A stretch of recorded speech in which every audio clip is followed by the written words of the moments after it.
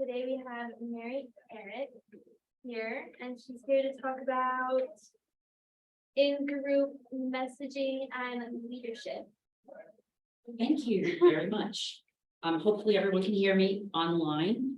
Yes. And so I will begin.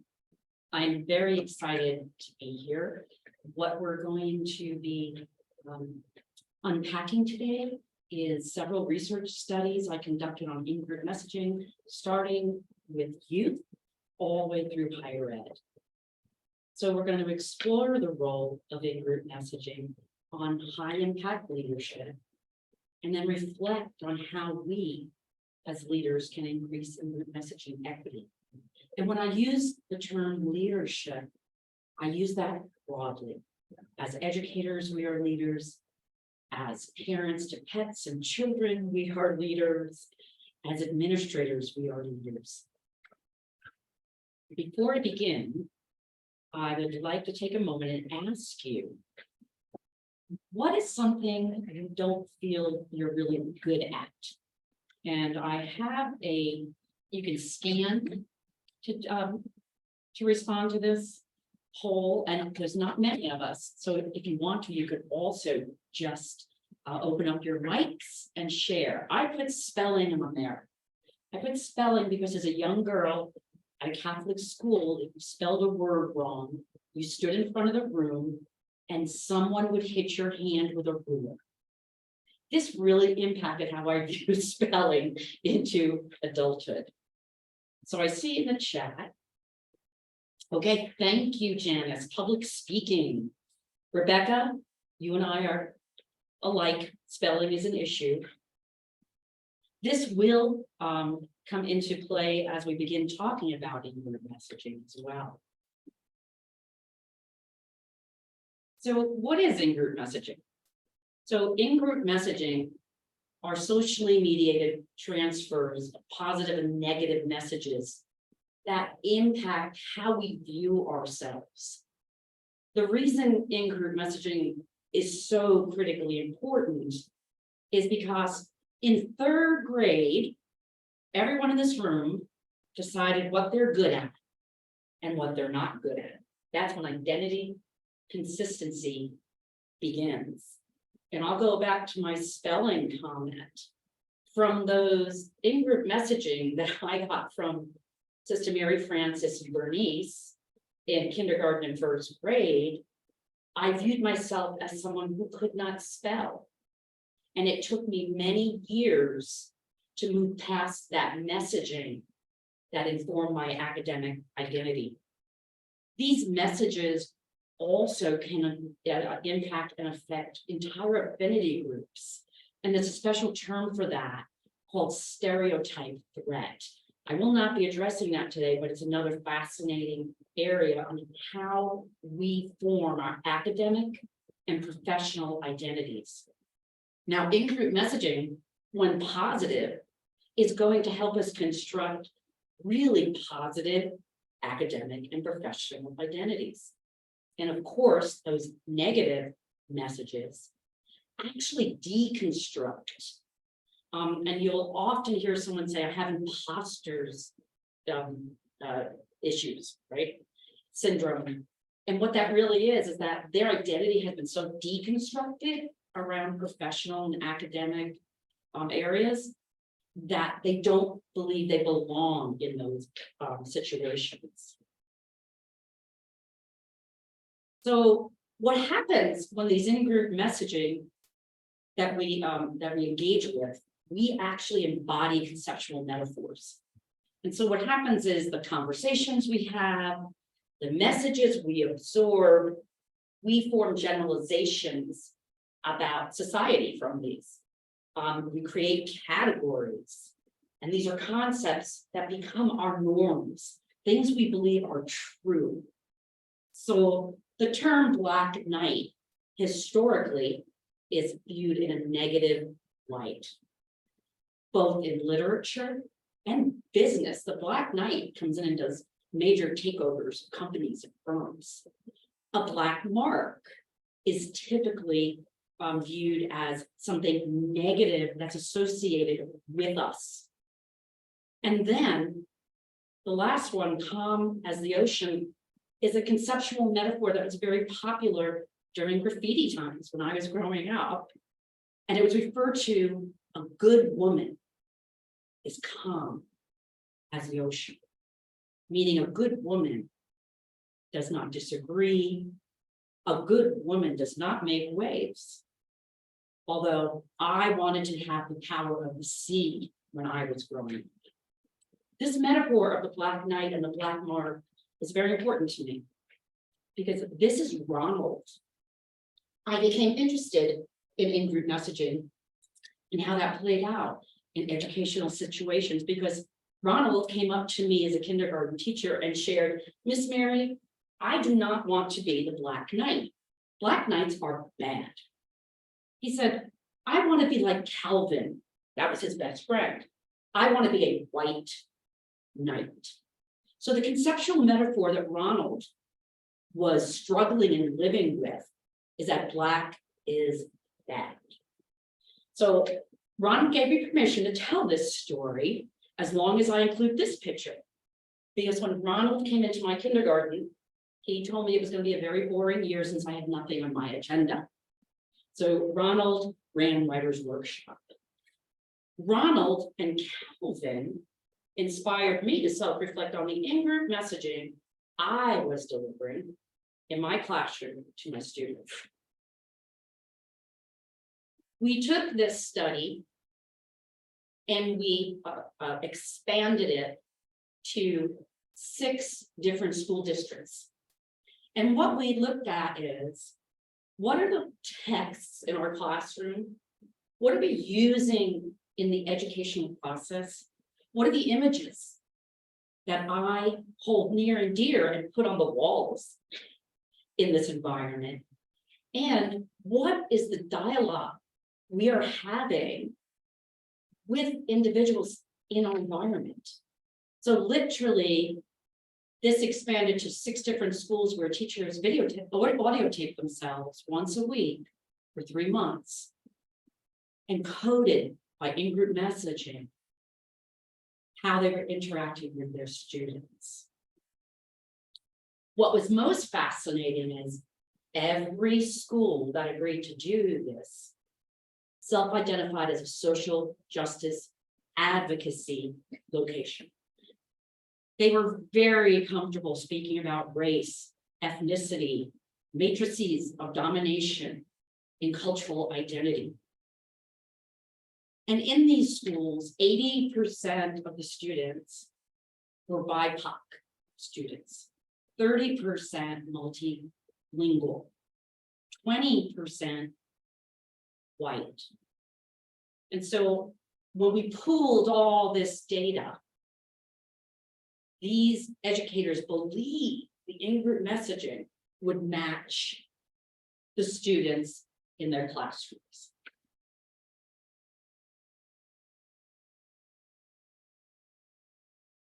So what occurred was 69.8% of all in-group messaging across these schools privileged white heterosexual males. Remember, only 20% of the students in these schools were white, and that was a split between male and female.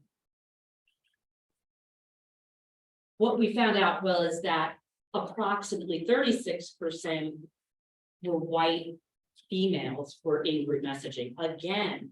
So now we have the majority, right, of all the positive in-group messaging being communicated to students that made up 20% of the students in that building. For BIPOC females, it was approximately 1% of the in-group messaging. For BIPOC males, 0.75%. And for multilingual speakers, 2%. Now, this is really important because these educators really believed that the materials in their room were going to offer positive in-group messaging. Part of this was publishers. They put out books on the cover, looked very multicultural, but guess what happened when you opened them up? Still, the main characters, the people who are solving problems, were the dominant group. So I'd like to tell you that today this would be different, because this was 20 years ago. It has been reproduced, and sadly, the results have changed slightly, but are very similar. So this began looking at it during this critical stage of identity consistency, as I shared with you, around third grade. We then reproduced this in upper elementary, similar results, and then had a 6-year study in higher ed. So this is where we'll move more into discussing this from a leadership perspective.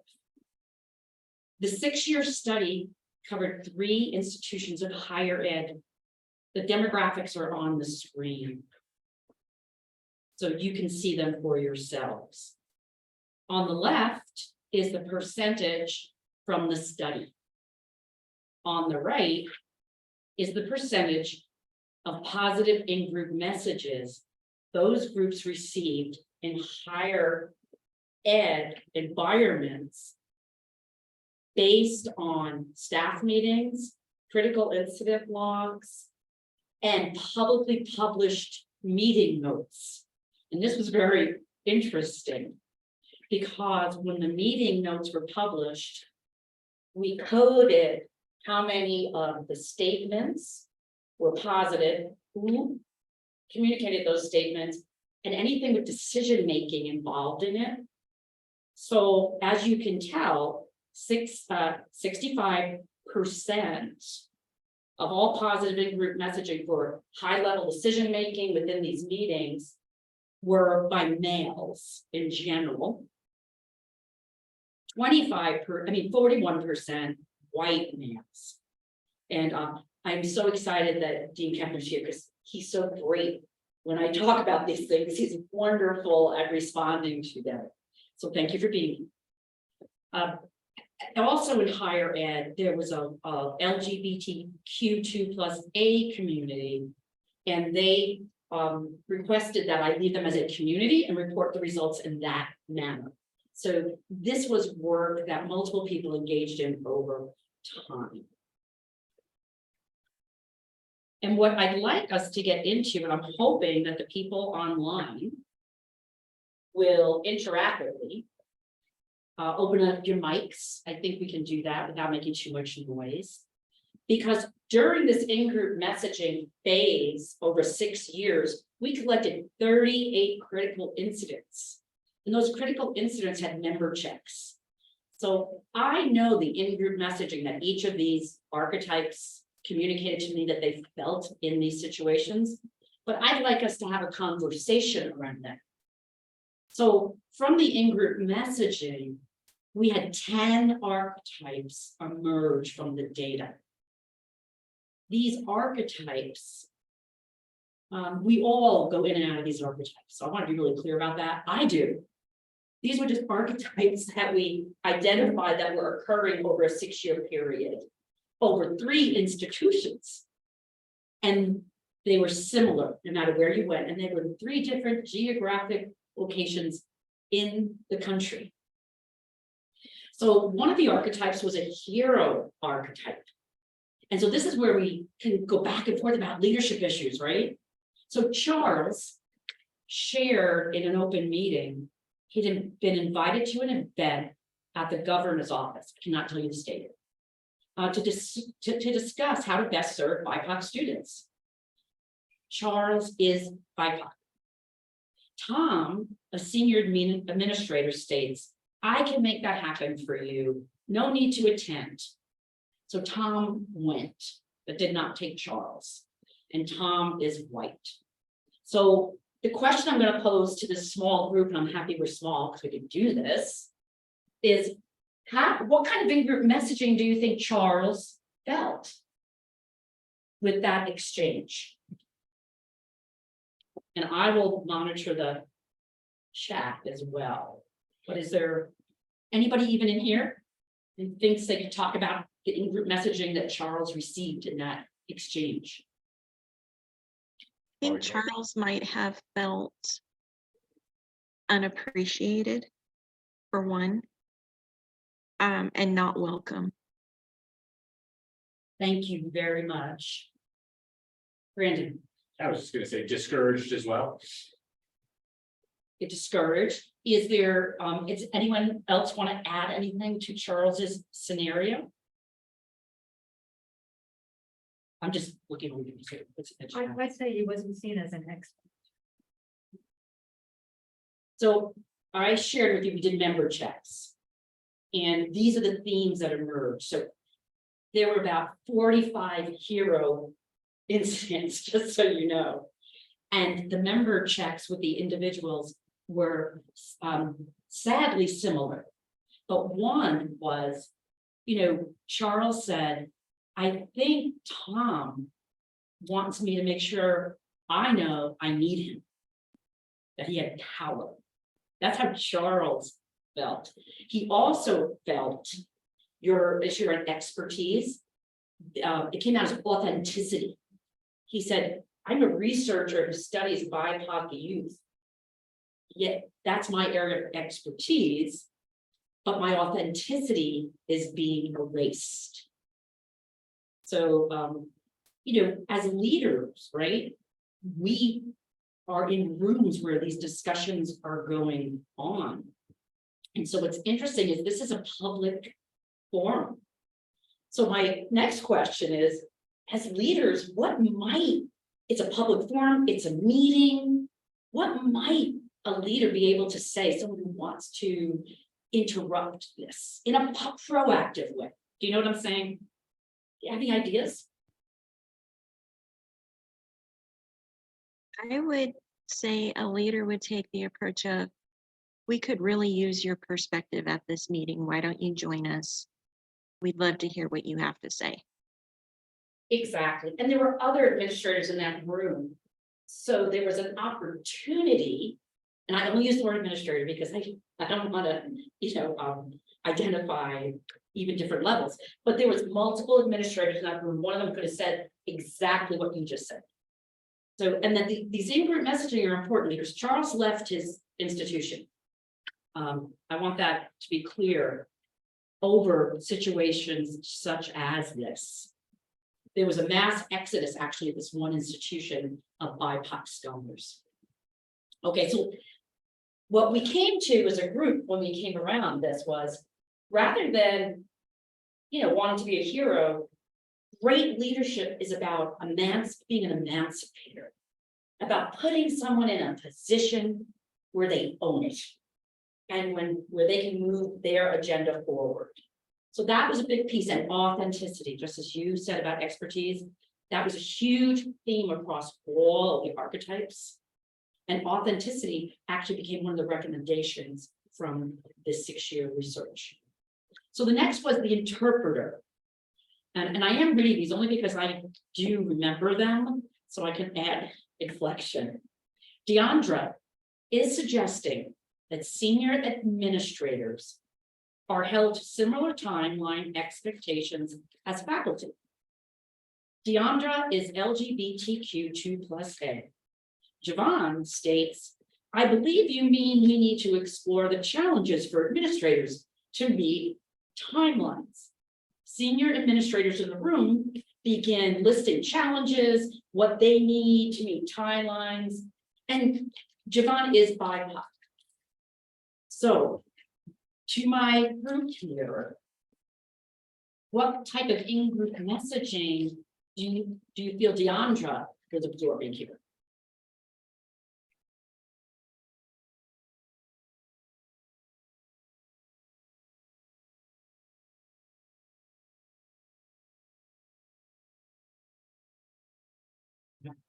About that? I'll share with you what Deandra shared with me. Deandra stated, I feel as if I'm invisible. I stated something that I thought was fair, was honest, and she did it in a very, positive light. Because I just think we need to have this conversation. And what she felt was the in-group messaging was that Javon was going to work with the administrators and try to what she felt was he was trying to use interpretation to derail the conversation she felt personally was very important. And so what came out of B, then again, this was a very large set. And she also said that she self-identifies as LGBTQ2+A, but she felt in this instant that silencing was because she was not calm as the ocean. Because Javon viewed her more as a woman in that situation, and she felt underutilized in making decisions. So those were the pieces that she shared with us, as others did. We did, in the research, interpretation of statements was predominantly done to women or individuals that people perceived to be women. So that was a theme. So the last one is our sheriff. And this is, versus being a problem solver. So Aaron comes in and Aaron is really interested in the undergrad experience.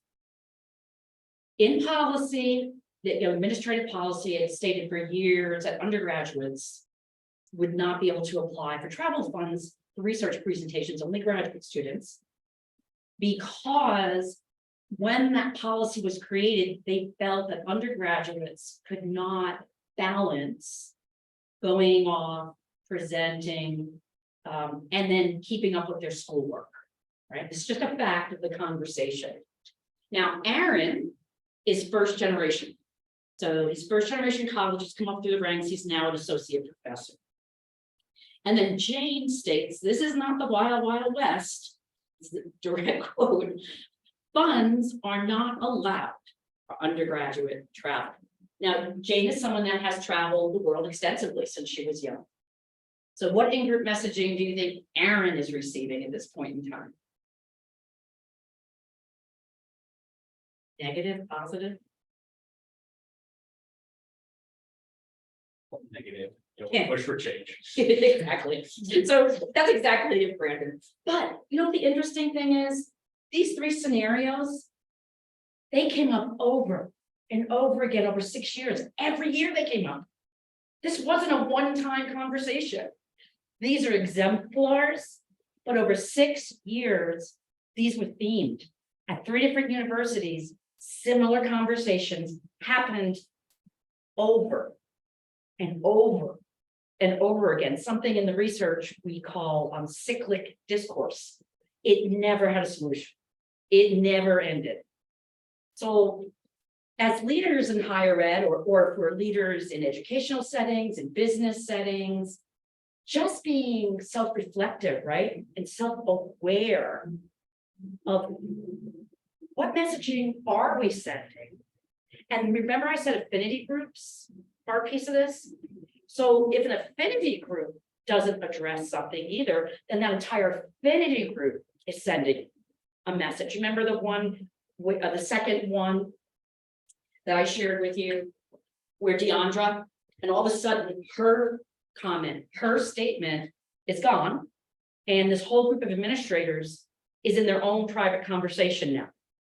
So not only was everything she said gone, a whole new conversation that is 180 to what she was hoping to have a conversation around is now number one on the table.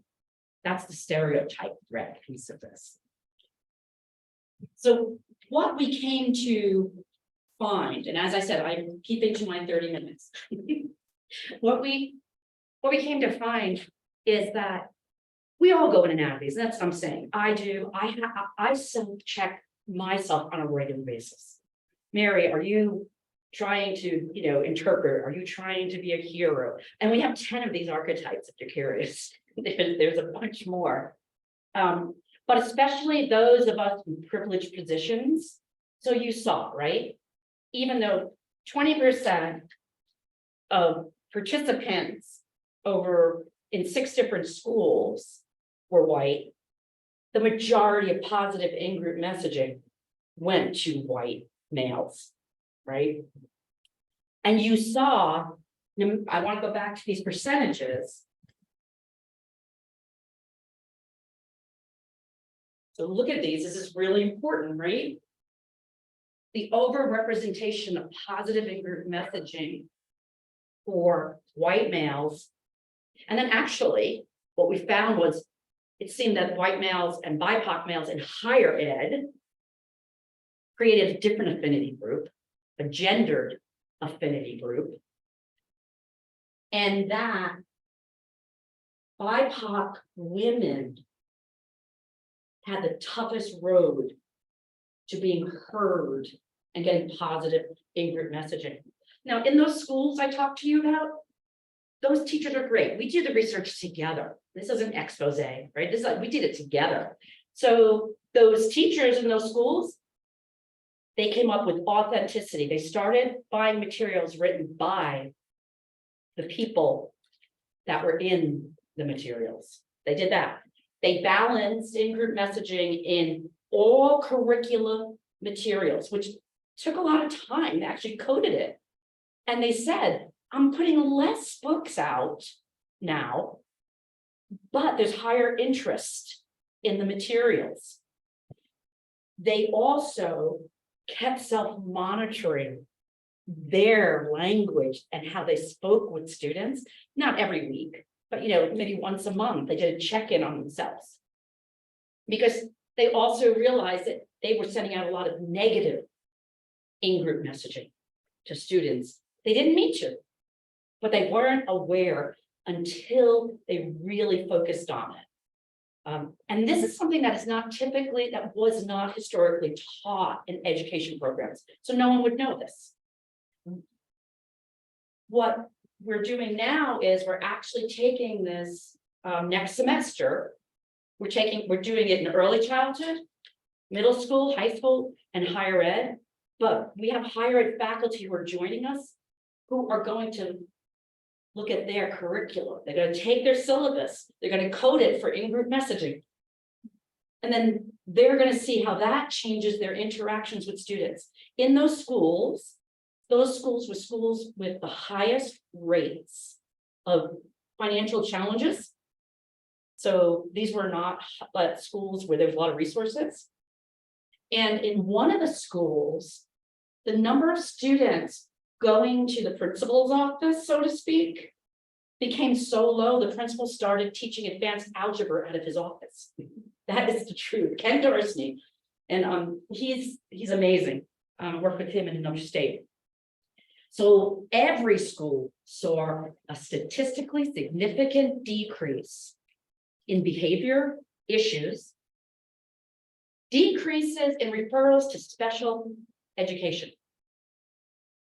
and overall feeling of more joy in engaging in the educational, educational community. So that brings me to 4:29. I'm very good at time. Of course, and there's, if you're interested, I have links to all the research. So if you'd like to look at it more deeply, and of course, this was a very, very high level overview. There's a lot more information about this if it interests anyone, and it has been applied in business. It has been applied in creative arts. This is universal. So thank you very much. What are the other 4 architects, Mary? Go back to the slide. I gotta know what they all are. So you have 6 on the slide. Remember the other 4? I'll send it to you. Okay. They're not in there. Know that, and I want to make this really clear, because we all do this. It's not like you can't say, oh, I do this, or I never do this. It's human nature. Okay, well, thank you for that, Brandon. But yeah, I'll send it to you. In the chat, let's see if there's anything. Okay, good. It's sort of on the slide. All right. So I am going to stop sharing. And thank you all for joining us. I really appreciate all of you.